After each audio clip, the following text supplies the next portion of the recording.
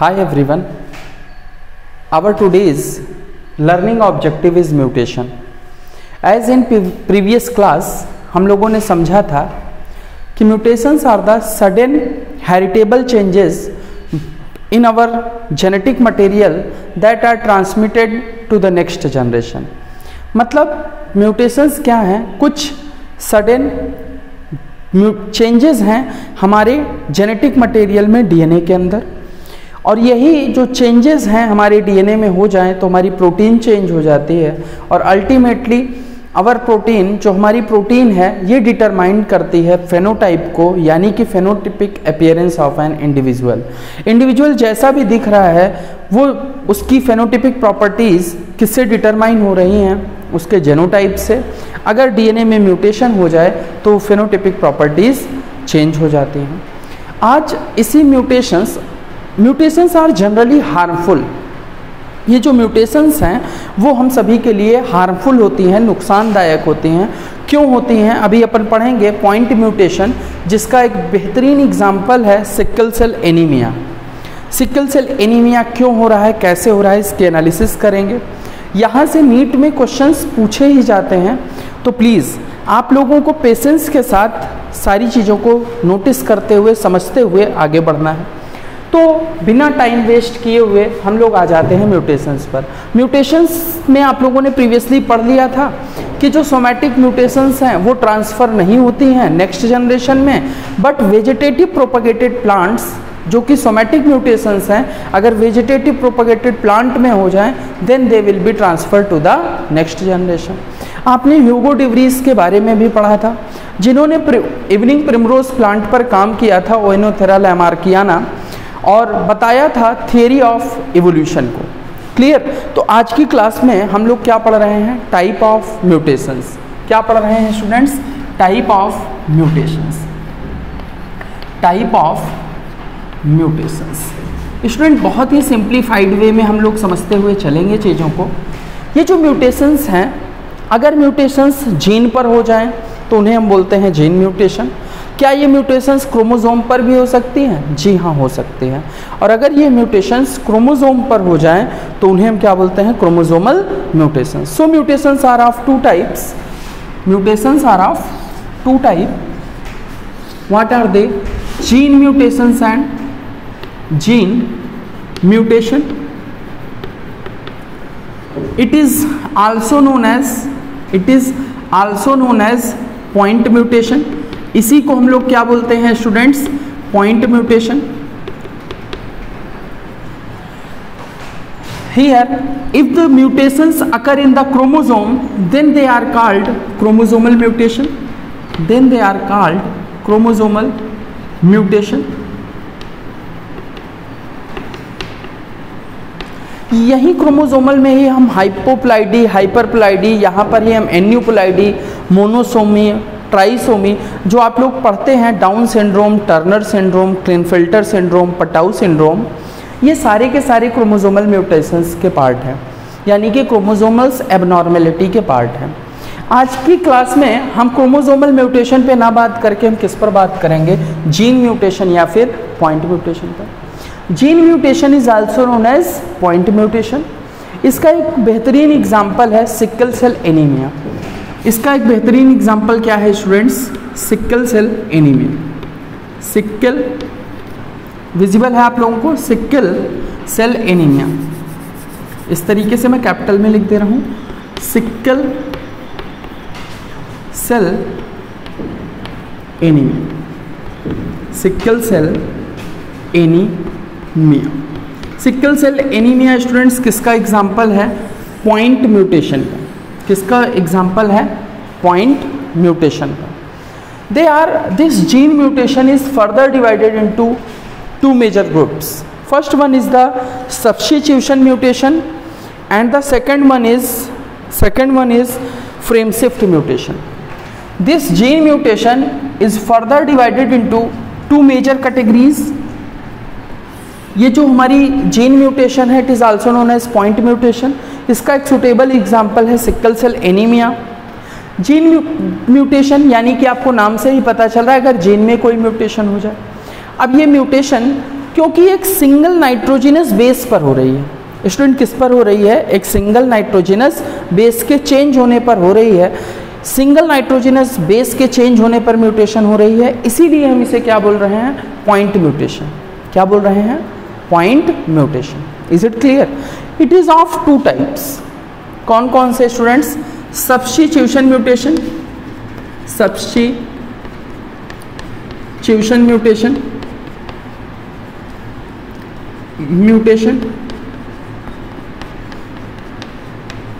another one is the frame shift mutation, frame shift mutation. हो सकता है students आपको लग रहा हो कि अपन कुछ ज़्यादा ही डीप पढ़ रहे हैं, बट इतनी इन्फॉर्मेशन आपको पता ही होनी चाहिए फॉर द नीट। तो हम सभी लोग नीट के लिए ही पढ़ रहे हैं, our primary objective is the NEET. तो प्लीज़ मैं आपको सिर्फ वही इंफॉर्मेशन शेयर कर रहा हूँ जो आपको एग्जाम पॉइंट से इंपॉर्टेंट है। तो कंसेप्ट्स पर फोकस करें, क्योंकि क्वेश्चंस आपके कंसेप्ट पे पूछे जा रहे हैं। तो प्लीज़ समझने की कोशिश करें कि ये जो सब्स्टिट्यूशन म्यूटेशन है ये किसकी वजह से होगी? ऑब्वियसली सिंगल बेस पेयर के चेंज की वजह से होगी। फ्रेम शिफ्ट कहने का क्या मतलब है सर? देखिए, अपन आल्दो की ये सारे फ्रेम शिफ्ट म्यूटेशन को बेहतर आप समझ पाएंगे मॉलिक्यूलर बेसिस ऑफ इनहेरिटेंस में, जहाँ पर हम बात करेंगे जेनेटिक कोड की। किसकी बात करेंगे? जेनेटिक कोड की। जेनेटिक कोड क्या है? These are the triplet of nitrogenous bases, triplet of nitrogenous bases are called the codon. और यही जो कोडान्स हैं ये डिसाइड करते हैं कौन सा अमीनो एसिड बनेगा। और आपको पता है अमीनो एसिड्स डिसाइड करेंगे प्रोटीन को। तो सिंपली आपको कंसेप्ट क्या बना के रखना है कि आपने पढ़ा है सेंट्रल डोग्मा में डीएनए से एमआरएनए बनता है, एमआरएनए से प्रोटीन बनती है। तो अब बात आई कि एमआरएनए से प्रोटीन बनती है, तो कैसे? तो आपको समझना है कि एमआरएनए में क्या प्रेजेंट होते हैं? कोडॉन्स। क्लियर? और ये जो कोडॉन्स हैं ये ट्रिपलेट के फॉर्म में होते हैं। These are called genetic code. तो आप पढ़ेंगे genetic codes are the triplet. Is it clear? तो वहाँ पर अगर एक बेस पेयर ऐड कर दिया जाए, कहने का मतलब अगर एडिशन ऑफ बेस पेयर हो जाए, अगर एडिशन ऑफ बेस पेयर हो जाए या फिर डिलीशन ऑफ बेस पेयर हो जाए, तो उससे पूरे के पूरे फ्रेम में चेंजेस आ जाते हैं। क्लियर? तो उसी को हम लोग बोलते हैं frame shift mutation. It may be due to the addition of nitrogenous bases और due to the deletion of nitrogenous bases. Is it clear? But अभी अगर आपको ये फ्रेम शिफ्ट का पॉइंट नहीं भी समझ में आ रहा है क्लियरली, तो आप इतना समझ के रखो कि नाइट्रोजिनस बेस के ऐड होने पर या डिलीट होने पर पूरे रीडिंग फ्रेम का सीक्वेंस चेंज हो जाता है। इसी फेनोमेनन को हम बोलते हैं frame shift mutation. It is due to the addition और यू कैन से डिलीशन। किसकी वजह से होगा? डिलीशन की वजह से होगा। एडिशन और डिलीशन समझ जाएंगे। एडिशन और डिलीशन ऑफ नाइट्रोजिनस बेस। मैं एन डॉट बी लिख रहा हूं, इससे आप समझ जाएंगे nitrogenous base. Is it clear? अब हम फोकस करते हैं सब्स्टिट्यूशन म्यूटेशन पर। आइए, ये आप लोगों ने सारे पॉइंट्स नोट कर लिए होंगे।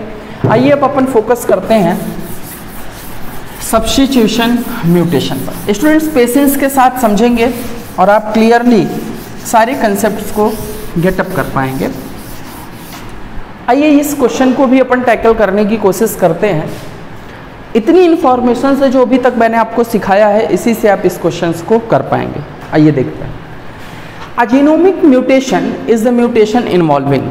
जीनोमिक म्यूटेशन किसे कहेंगे? उसमें क्या क्या चेंजेस आएंगे? First one is the change in a gene. जो अगर किसी जीन में चेंज हो जाए तो क्या इसे हम जीनोमिक म्यूटेशन कहेंगे? ऑब्वियसली कहेंगे। Next one is change in the chromosomal structure.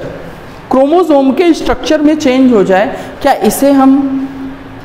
इसे हम जीनोमिक म्यूटेशन कहेंगे? स्टूडेंट चेंज कहने का मतलब है ना तो कोई चीज़ ऐड हो रही है ना डिलीट हो रही है, सिर्फ यहाँ पर रीअरेंजमेंट हो रहा है नाइट्रोजिनस बेसिस का। आपको पता है अगर बेसिस के सीक्वेंस चेंज हो जाएं तो प्रोटीन यानी कि अमीनो एसिड चेंज हो जाते हैं। क्लियर? तो ऑब्वियस सी बात है स्ट्रक्चर कब चेंज होगा? जब उसमें प्रेजेंट जो डीएनए के सीक्वेंस हैं उनका अरेंजमेंट चेंज हो जाए। तो ऑब्वियसली जो क्रोमोसोमल स्ट्रक्चर हैं उसमें भी चेंज हो जाए, it is also termed as the genomic mutation. And the 6 option is what, change in the number of chromosome. जी हाँ, जिस कंडीशन को आप लोग किस टर्म में पढ़ते हो, एन्यूपुलाइडी के टर्म में। किस टर्म में स्टूडेंट्स? एन्यूपुलाइडी। एन्यूपुलाइडी कहने का क्या मतलब है? यहाँ पर आप पढ़ेंगे ट्राइसोमी कंडीशन, क्लियर, जैसे कि डाउन सिंड्रोम है, टर्नर सिंड्रोम है, वहाँ पर आप देखेंगे एक क्रोमोसोम की एक्स्ट्रा कॉपी आने पर भी प्रॉब्लम है, डिजीज़ होगी। अगर क्रोमोसोम की एक कॉपी लेस हो जाए उससे भी डिजीज़ होगी। इन फेनोमेनन को हम क्या बोलेंगे? Change in the number of chromosomes. Aneuploidy के केसेस में हम लोग इन्हें डिटेल में समझेंगे। So we can say that genomic mutation involves change in gene, change in the chromosomal structure as well as change in the number of chromosomes. So the correct answer is D. So the correct answer is D. तो यहाँ पर students जो correct answer है हमारा वो कौन सा है? आंसर इसका answer is D. Answer is D. Getting my point? यहाँ पर इस क्वेश्चन का करेक्ट आंसर क्या है? D. Is it clear? तो आइए, आप लोगों ने इस क्वेश्चन को नोट डाउन कर लिया होगा। प्लीज़ आप लोग कमेंट में मुझे बताइएगा कि कितने लोगों का ये क्वेश्चन सही हुआ है और कितने लोगों का ये क्वेश्चन रॉन्ग हुआ है। तो स्टूडेंट्स ध्यान से समझें, सिकल सेल एनीमिया जो हमेशा आपको परेशान करता है, आज उसके बेसिक कंसेप्ट को अंडरस्टैंड करके हम उसके कुछ क्वेश्चंस भी करेंगे और आप लोग बताइएगा कि इसमें जो मैं भी कुछ क्वेश्चंस भी कराऊंगा तो आप बता पाएंगे कि आपके करेक्ट हैं या फिर इनकरेक्ट। तो आइए समझते हैं। सबसे पहले सिकल सेल एनीमिया से पहले सब्स्टिट्यूशन म्यूटेशन को किसे समझेंगे students? Substitution mutation.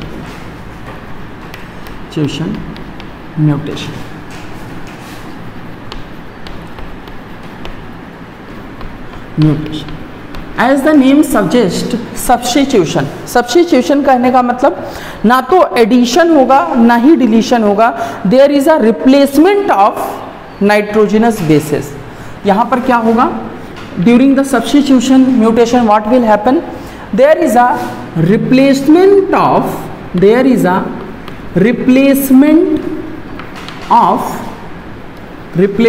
Of one nitrogenous base. समझ जाएंगे आप सभी लोग? Replacement of one nitrogenous base into another nitrogenous base. मैं स्टूडेंट एन डॉट बी से रिप्रेजेंट कर रहा हूं, आप समझ जाओगे नाइट्रोजिनस बेस। कहने का मतलब सब्स्टिट्यूशन म्यूटेशन एक ऐसी म्यूटेशन है जहां पर रिप्लेसमेंट होगा नाइट्रोजनस बेस का with the other substitute of the nitrogenous bases. एक नाइट्रोजनस बेस दूसरे नाइट्रोजनस बेस से रिप्लेस कर दी जाएगी। इस फेनोमेनन को हम क्या बोलेंगे? Substitution mutation. Replacement of one nitrogenous base into the another nitrogenous base is called substitution mutation. इसे हम क्या बोलेंगे students? Substitution mutation. It is called substitution mutation. Getting my point? आइए समझते हैं और बेहतर तरीके से। तो ये जो स्टूडेंट सब्स्टिट्यूशन म्यूटेशन है, it is again of the two types, transition and transversion. It is again of the two types, transition and transversion. Students important concept है, यहां से नीट में क्वेश्चन आएगा ही आएगा। प्लीज अच्छे से इस कंसेप्ट को समझने की कोशिश करें। These are of two types, transition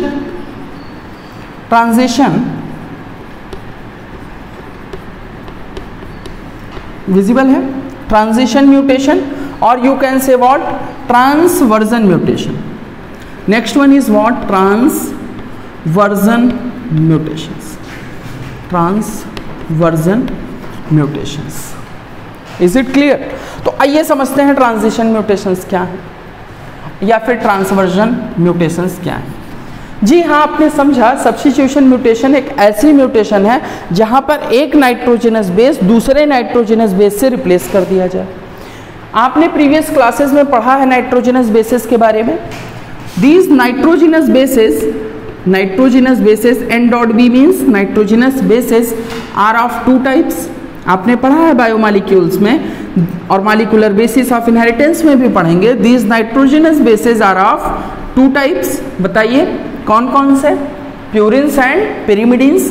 these are of 2 types, purine and pyrimidine. कौन कौन से हैं स्टूडेंट्स? एक प्यूरिन है और दूसरे कौन से हैं? Pyrimidine. These are 2 types of the nitrogenous bases, pyrimidine. Getting my point? ध्यान से समझे। These purine are of 2 types. कौन कौन से स्टूडेंट्स? Adenine and guanine. तो यहां पर मैं A और G लिख सकता हूं, आप समझ जाएंगे। These are the purines. Adenine, A stand for adenine, G stand for guanine. Similarly, pyrimidines are of 3 types. कौन कौन से? Thymine, cytosine and uracil. Getting my point? हमने क्या लिखा? Nitrogenous bases are of 2 types, purines and pyrimidines. Purines are of 2 types, adenine and guanine. A stand for adenine, G stands for guanine. Similarly, pyrimidines are of 3 types. T stands for thymine, C stands for cytosine and U stands for uracil. Getting my point? Now, what was it? Sir, आप transition पढ़ा रहे थे, अभी आपने इसका क्यों use किया? Students, it is important to understand the transition and transversion. Is it clear? तो आइए समझते हैं। Transition is what? ट्रांजिशन के केस में क्या होगा? नाइट्रोजनस बेसिस का चेंज होगा। अगर मैं कहूं कि थाइमीन क्या है? नाइट्रोजनस बेस है। एडेनिन भी क्या है? नाइट्रोजनस बेस है। वो बात अलग है कि ये नाइट्रोजनस बेस कैसा है? प्यूरिन टाइप का है। और थाइमीन या साइटोसिन, यूरेसिल कैसे नाइट्रोजनस बेसिस हैं? पिरिमिडीन टाइप के। तो ट्रांजिशन क्या बोलता है? ट्रांजिशन के केस में क्या होगा? There is a when purine is replaced by the purine, ये कह लें आप, whenever purine nitrogenous bases, when purine nitrogenous bases are replaced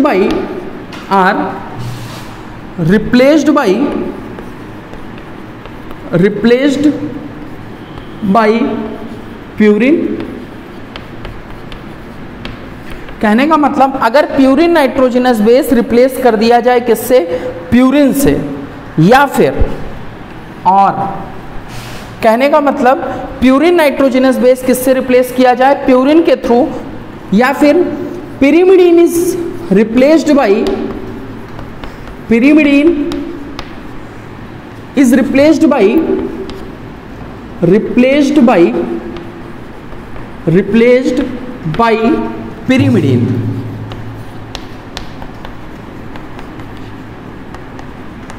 ध्यान से समझे। एक ऐसी कंडीशन जहां पर प्यूरिन को रिप्लेस कर दिया जाए प्यूरिन से, तो फिर उसे क्या बोलेंगे? ट्रांजिशन। अगर पिरिमिडीन को रिप्लेस कर दिया जाए पिरिमिडीन के नाइट्रोजनस बेस से, तो उसे भी क्या बोलोगे आप? ट्रांजिशन।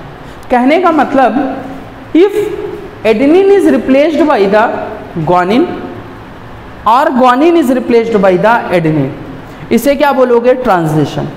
सिमिलरली पिरिमिडीन में if thymine is replaced by cytosine और you can say uracil, it is called what? Transition. कहने का मतलब प्यूरिन से रिप्लेस किया जाए या फिर पिरिमिडीन से रिप्लेस किया जाए। जी हाँ, बिल्कुल सही सुन रहे हैं। प्यूरिन से रिप्लेस किया जाए या फिर पिरिमिडीन से रिप्लेस किया जाए। इस तरीके के रिप्लेसमेंट या फिर इस तरीके के सब्स्टिट्यूशन म्यूटेशन को हम क्या बोलते हैं? ट्रांजिशन। Is it clear? तो ट्रांजिशन म्यूटेशन में आपने लिखा when purine nitrogenous base are replaced by purine और pyrimidine is replaced by the pyrimidine is known as, is called, or you can say what, it is called, क्या बोलोगे आप इसे? it is called transition, called transition। समझ पा रहे हैं आप लोग? जैसे कि एग्जाम्पल के लिए आप समझ लें, अगर सपोज कहीं पर एडेनिन है, एडेनिन प्यूरिन है और इस एडेनिन को किससे रिप्लेस कर दिया जाए? ग्वानिन के साथ, या फिर ग्वानिन को रिप्लेस कर दिया जाए एडेनिन के साथ। क्लियर? ये प्यूरिन टाइप की ट्रांजिशन हो गई। क्लियर। अब पिरिमिडीन टाइप की ट्रांजिशन कैसी हो सकती है? Thymine is replaced by the uracil. आप समझ रहे हैं, लिखने की जरूरत नहीं। अब समझते हैं ट्रांसवर्जन क्या है। If purine is replaced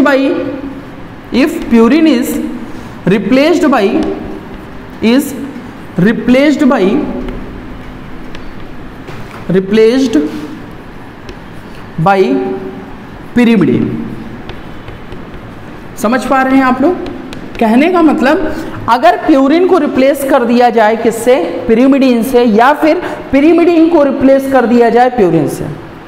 clear. तो और करके लिख सकते हैं, if purine is replaced by the pyrimidine और pyrimidine is replaced by the purine and such type of replacement or substitution is called transversion type substitution.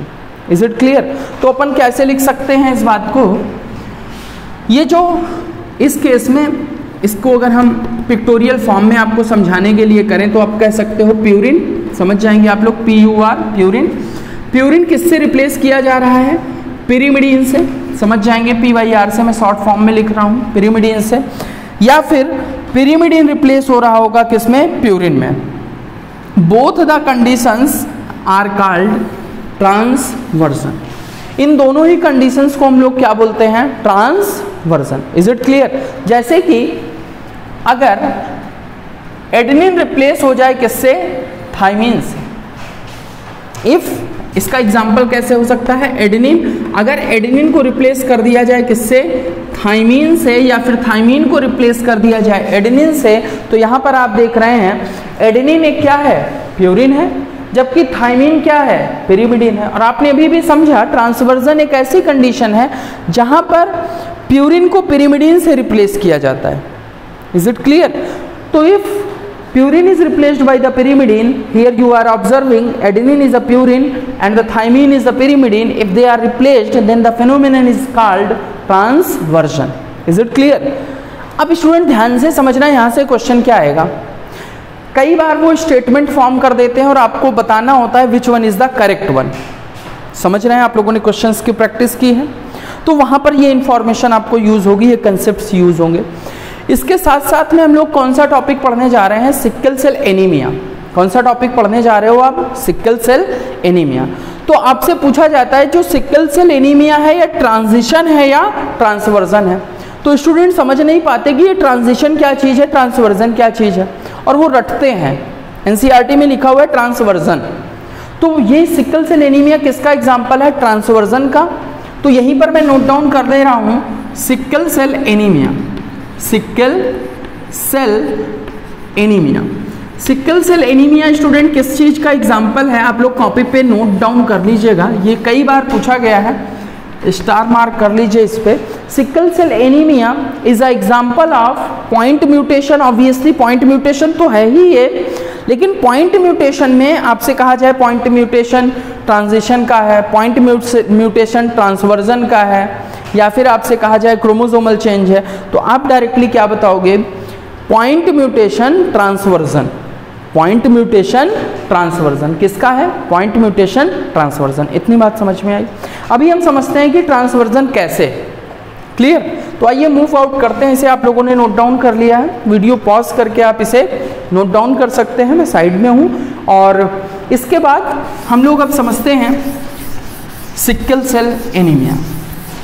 Now we will understand what is sickle cell anemia और किस तरीके का इस sickle cell anaemia का inheritance है। Student आज की class से आपको एक क्वेश्चन नीट के एग्जाम में श्योर मिलेगा, तो प्लीज़ आप कंसेप्ट्स को बेहतर तरीके से समझिए। ये इम्पॉर्टेंट टॉपिक है, यहाँ से क्वेश्चन आने ही आने।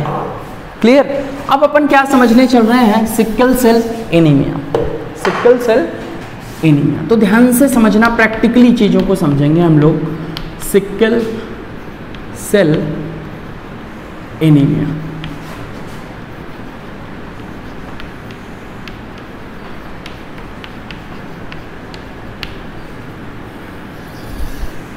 Sickle cell anaemia. Sickle cell anaemia क्या है? ये एक डिजीज़ है। किस तरीके की डिजीज़ है? It is an autosomal recessive disorder. कैसा डिसऑर्डर है student? It is an autosomal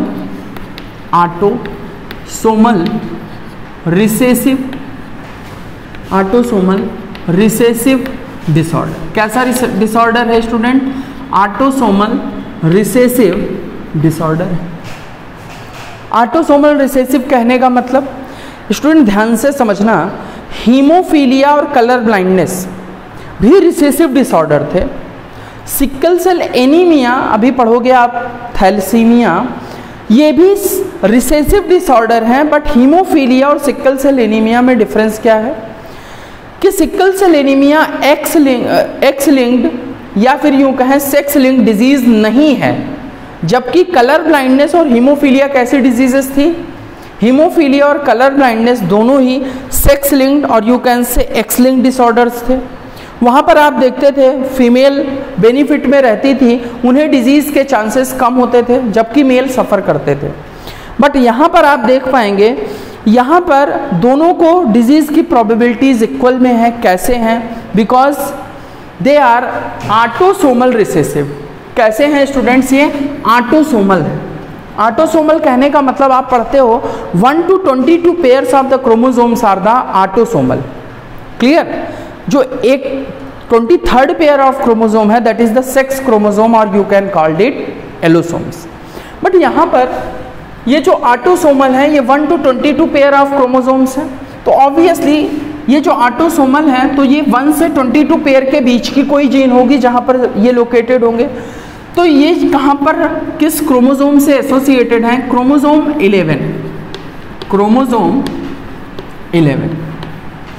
अब आपको लग रहा होगा सर थोड़ा सा कॉम्प्लेक्स हो रहा है, चीज़ें क्लियर कम हो पा रहे हैं, तो ध्यान से समझें, एकदम लाइटली होकर के, बिना किसी प्रेशर के प्रैक्टिकली समझने की कोशिश करें कि सिकल सेल एनीमिया क्या चीज़ है।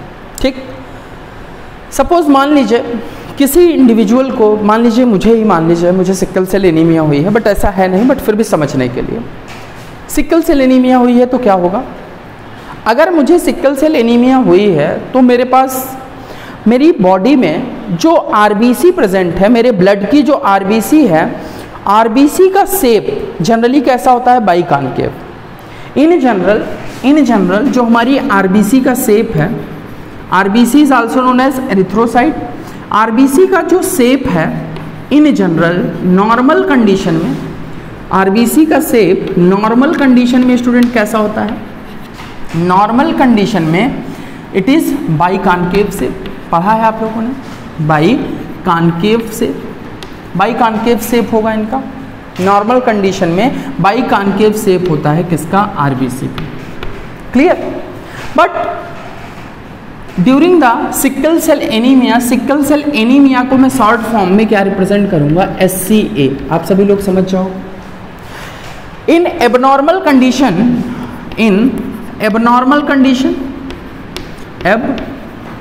कंडीशन में क्या हुआ? ये जो बाइकॉन्केव शेप था, ये शेप कैसा हो गया? मिस शेप हो गया, यानी कि इसका शेप चेंज हो गया। कैसे, किस तरीके का शेप हो गया? It is sickle shaped RBC हो गई, सिकल शेप की आरबीसी हो गई। Is it clear?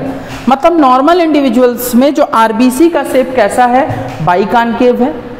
जो एबनॉर्मल कंडीशन है, यानी कहने का मतलब मेरा डिजीज कंडीशन है, मैं एबनॉर्मल लिखूंगा तो आपको क्या समझना है? डिजीज की कंडीशन है, डिजीज्ड कंडीशन है। ये डिजीज कौन सी है? हीमोफीलिया तो है नहीं, कौन सी डिजीज होगी? Obviously sickle cell anaemia. तो फिर आप समझ जाओगे सिकल सेल एनीमिया डिजीज की कंडीशन। एबनॉर्मल बोलूं, डिजीज बोलूं, सिकल सेल एनीमिया आपको समझना है। Is it clear? कोई बोले एबनॉर्मल कंडीशन है, आरबीसी का शेप कैसा होगा, आपको समझ जाना है सिकल सेल नाम की डिजीज हुई।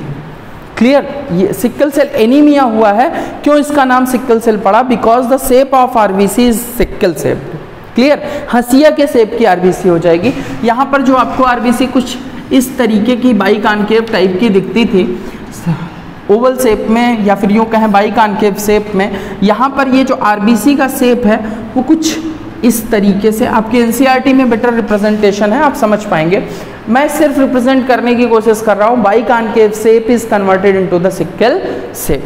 Is it clear? आप एनसीईआरटी पेज नंबर को देखते चलो तो आपको और बेहतर समझ में आएगा। आप एनसीईआरटी बुक ओपन करिए, वहां पर एक डायग्राम बना हुआ है, उस डायग्राम के थ्रू इसे समझिए। वहां पर आपको क्लियरली विजिबल है कि आरबीसी एक तरफ लेफ्ट साइड में नॉर्मल दिखाई गई है, दूसरे साइड में आपको डिजीज्ड दिखाई गई हैं, दोनों को कंपेयर करिए। क्लियर? अब देखिए आगे। अब साइंटिस्टों ने सोचा कि ये जो सिकल सेप्ड है आरबीसी का, वो किस वजह से हुआ? It is due to the mutation in haemoglobin gene.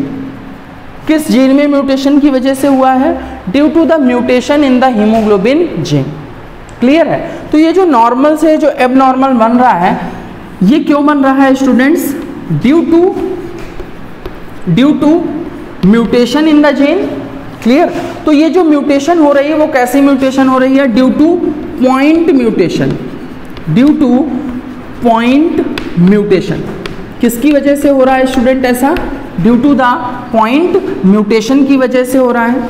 ये जो पॉइंट म्यूटेशन हो रही है, आपको समझना है कि सिकल सेल एनीमिया कैसे ट्रांसवर्जन है, इस बात को भी समझना। अभी हम लोगों ने पढ़ा था ट्रांसवर्जन है, इसे मैं यहाँ पे लिख दे रहा हूँ ताकि अपन इस बात को याद रख पाएँ कि ये कैसे ट्रांसवर्जन है, इसे भी समझें। तो ये पॉइंट म्यूटेशन है। जी हाँ सर, ये पॉइंट म्यूटेशन सर कहाँ पर हो रही है? Beta chain of haemoglobin gene पे। कहाँ पर हो रही है? Beta chain of haemoglobin gene पर। इतनी बात समझ में आ गई आपको? आपने क्या क्या समझा? आपने समझा जो नॉर्मल हीमोग्लोबिन का शेप था वो कैसा था? बाइकॉन्केव शेप था। जबकि जो एबनॉर्मल कंडीशन है या डिजीज्ड कंडीशन है सिकल सेल एनीमिया की कंडीशन में, जो आरबीसी का शेप है, ये किसका हमने शेप बताया हुआ है आपको? Shape of the RBC. Clear? RBC का शेप नॉर्मल कंडीशन में कैसा था?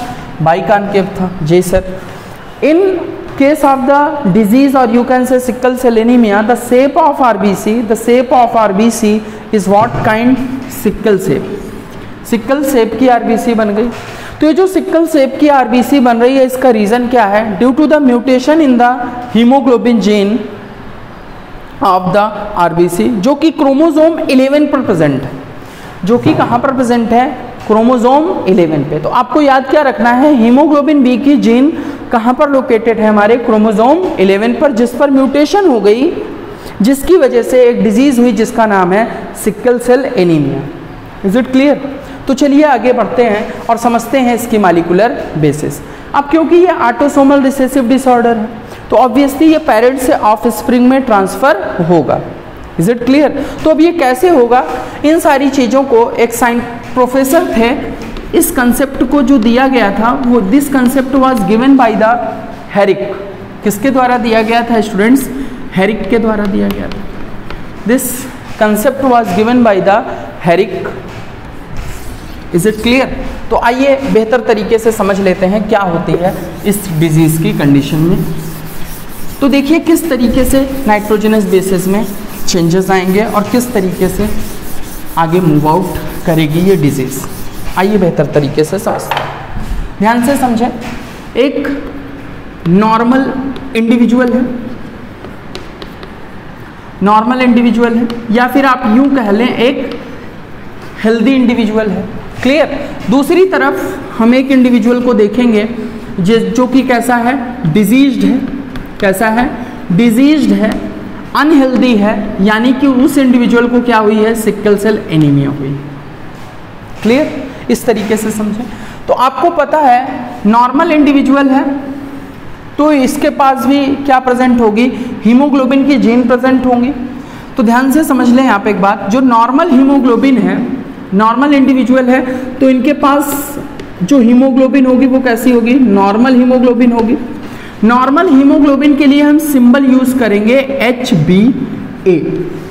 Is it clear? Normal haemoglobin को हम रिप्रेजेंट, हीमोग्लोबिन है, सुपर स्क्रिप्ट हम A ले लेंगे, A लिखा हुआ दिखे तो आप समझेंगे नॉर्मल कंडीशन है, इंडिविजुअल हेल्दी है। जबकि डिजीज है तो ऑब्वियस सी बात है यहाँ पर जो हीमोग्लोबिन है वो नॉर्मल ना होकर के हीमोग्लोबिन कैसी है? एब नॉर्मल हीमोग्लोबिन है। कैसी हीमोग्लोबिन है स्टूडेंट्स? एब नॉर्मल हीमोग्लोबिन है। अब ये एब नॉर्मल हीमोग्लोबिन है तो यहाँ पर सुपर स्क्रिप्ट में, क्योंकि डिजीज कौन सी हो रही है? सिकल सेल एनीमिया, तो हम यहाँ पर स्मॉल लेटर में क्या रिप्रेजेंट कर लेते हैं? S। HbS। आप समझ जाएंगे ये कैसी है, सिकल सेल यानी कि एबनॉर्मल हीमोग्लोबिन से। Is it clear? तो अब ये जो हीमोग्लोबिन है ये कहाँ से आ रहा होगा? क्रोमोसोम पे जीन प्रेजेंट है यानी कि डीएनए होगा। आपने सेंट्रल डोग्मा पढ़ी हुई है कि डीएनए से क्या बनता है स्टूडेंट्स? mRNA। और इस mRNA से क्या बनता है स्टूडेंट्स? प्रोटीन। mRNA से क्या बनता है? प्रोटीन। mRNA से क्या बनता है? प्रोटीन। अगर मैं आपसे थोड़ा सा और आपके कंसेप्ट पे बात करूं और आपसे पूछूं, यहीं पे बात कर लेते हैं, हीमोग्लोबिन। हीमोग्लोबिन कैसी प्रोटीन है? Haemoglobin is a protein molecule, आपने पढ़ा है बायोमॉलिक्यूल्स में। हीमोग्लोबिन प्रोटीन है और इसका, इस प्रोटीन का कैसा स्ट्रक्चर है? ये क्वाटर्नरी स्ट्रक्चर। प्रोटीन का कैसा स्ट्रक्चर है? क्वाटर्नरी स्ट्रक्चर है। आप समझ जाएंगे क्वाटर्नरी स्ट्रक्चर है। इसमें आपने पढ़ा था इस तरीके से कि यहाँ पर 2 अल्फा चेन्स होती हैं और 2 बीटा चेन्स होती हैं। These are the dimer of alpha and dimer of beta. They are made up of 2 alpha chains and the 2 beta chains. और एक हीमोग्लोबिन मॉलिक्यूल कितने ऑक्सीजन मॉलिक्यूल से बाइंड करता था? 4। ये सारे कंसेप्ट्स आपके पास हैं। तो यहाँ पर सिकल सेल के केस में आप देखोगे कि ये जो बी जीन है यहीं पर म्यूटेशन होगी। Beta globin chain of the gene will be mutated. Clear? अब ये जो सिकल सेल एनीमिया है ये क्वालिटेटिव डिसऑर्डर है। लाइन इंपॉर्टेंट है स्टूडेंट। ये किसका डिसऑर्डर है? क्वालिटेटिव डिसऑर्डर है। इस कंसेप्ट को भी समझना है। क्वालिटेटिव डिसऑर्डर है। कैसा डिसऑर्डर है? क्वालिटेटिव डिसऑर्डर है। कैसा डिसऑर्डर है ये? क्वालिटेटिव डिसऑर्डर है। अब ये क्वालिटेटिव डिसऑर्डर कैसे है इस बात को भी समझेंगे। Because due to the change in the quality of amino acid, क्योंकि यहाँ पर जो क्वालिटी ऑफ अमीनो एसिड है वो चेंज हो रही है। That's why it is called qualitative disorder, जिसमें कि ग्लूटामिक एसिड कन्वर्ट हो जा रहा है किसमें? वैलिन में। तो ध्यान से समझ लें, फिर नोट डाउन करेंगे। Sickle cell anaemia point mutation है, ट्रांसवर्जन है, क्वालिटेटिव डिसऑर्डर है। यहाँ पर क्या होगा? यहाँ पर GAG जनरली जो हमारा डीएनए होता है, डीएनए कैसा होता है स्टूडेंट्स? डबल स्ट्रैंडेड होता है। Is it clear? ये जो डबल स्ट्रैंडेड स्ट्रैंड है डीएनए का, यहाँ पर बेस कौन सा है हमारा? GAG।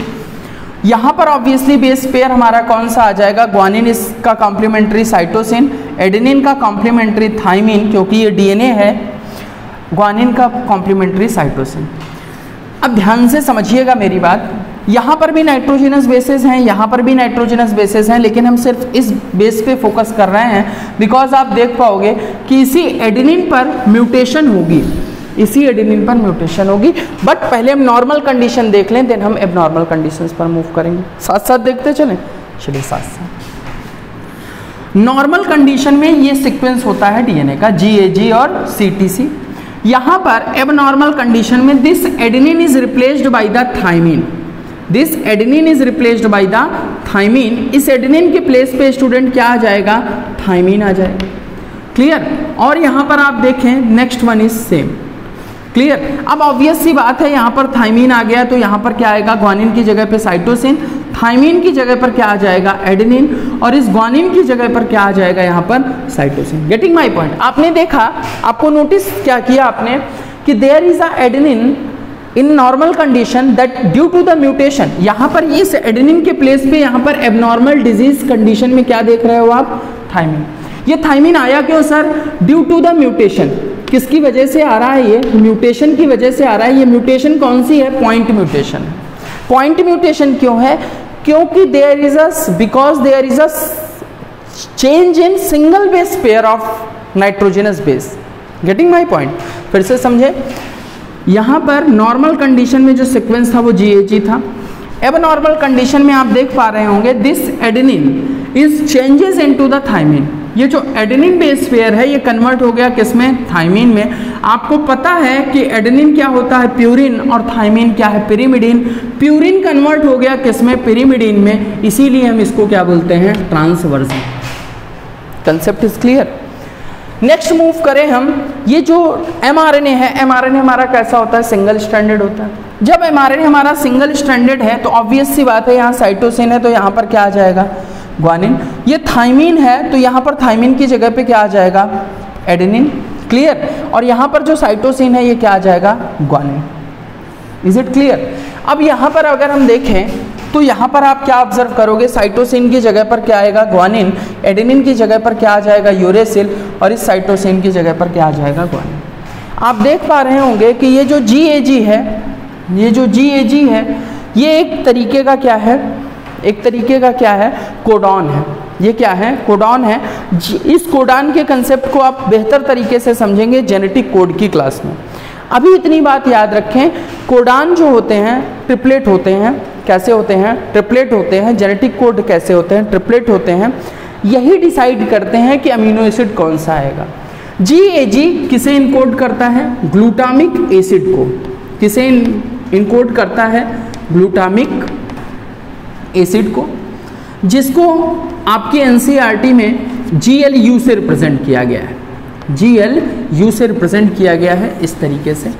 अब यहाँ पर और भी अमीनो एसिड्स हैं, जैसे आपको पता है अपन ने कोड भी बनाया हुआ था, इस तरीके से समझ लें आप। वाहल्ट पग, वाहल्ट पग, इसका मतलब सर क्या हुआ, ये पॉलीपेप्टाइड चेन है जो आपके NCERT में दी हुई है। Valine, V stand for valine, histidine, leucine, threonine, proline, clear, proline, glutamic acid and the glutamic acid. ये जो 6th पोजीशन की ग्लूटामिक एसिड है, स्टूडेंट नीट में क्वेश्चन आएगा कि ये जो 6th position of the glutamic acid है, it is converted into the valine. ये किस में कन्वर्ट हो गया स्टूडेंट्स, वैलिन में। इस सिंगल चेंज से वैलिन से में कन्वर्ट हो गया, जिसकी वजह से इंडिविजुअल को डिजीज हो गई। उस डिजीज का नाम है sickle cell anaemia. Getting my point. तो आपने क्या समझा, आपने समझा कि यहाँ पर ये जो GAG है, GAG है, यहाँ पर इस एडेनिन बेस पेयर में म्यूटेशन हुई, जिसकी वजह से यहाँ पर थाइमिन आया। Similarly as a result what you will observe, this GAG is converted into the GUG। GAG stands for glutamic acid, और यहाँ पर GUG होने की वजह से ग्लूटामिक एसिड अमीनो एसिड नहीं आ पाया, इसकी जगह पर एक दूसरा अमीनो एसिड आ गया, that is the valine. Clear. आपको पता है glutamic acid negatively charged amino acids हैं, जबकि valine is not a negatively charged amino acid. There is a change in the quality of amino acid. तो amino acid की quality में change हो गया, तो ऑब्वियस सी बात है बीटा ग्लोबिन जो चेन है हीमोग्लोबिन की, वहां पर भी चेंजेस हुए। ध्यान से समझे, ड्यू टू